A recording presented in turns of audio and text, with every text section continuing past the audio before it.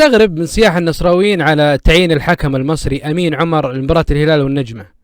يعني المفروض الهلال هو اللي يشتكي أو النجمة إذا كان في ملاحظات على الحكم أو أي شيء. يعني طبعا الهلال بيكون مستعد استعداد قوي للمباراة وللحكم المباراة وبيلعب على الفوز بدون النظر لأخطاء التحكيم. يعني الأمر العجيب يعني صياح النصراوية من الحكم، يعني يستخدمون أسلوب غريب، يصحون على أشياء ما لهم علاقة فيها وقبل ما تبدأ المباراة. يعني يمكن يستخدمون الأسلوب هذا، يبون يضغطون على الحكم، يسببون شوشرة على الحكم قبل المباراة، مع أن الحكم المحلي مدلعهم آخر دلع.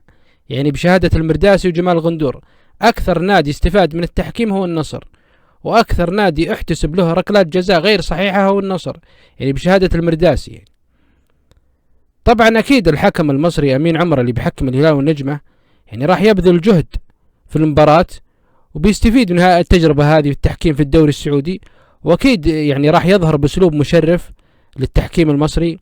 يعني بشهادة المستشار التحكيمي سمير عثمان اللي قال الجماهير سوف تستمتع بأداء الحكم أمين عمر في مباراة الهلال والنجمة. يعني مستحيل أن الحكم المصري أمين عمر بيغلط في المباراة، لأنه بيحافظ على مصدر رزقه يعني، وأكيد بيظهر بمستوى مشرف عشان يحكم أكثر مباراة وتكون فاتحة خير عليه يعني. وشكرا لكم.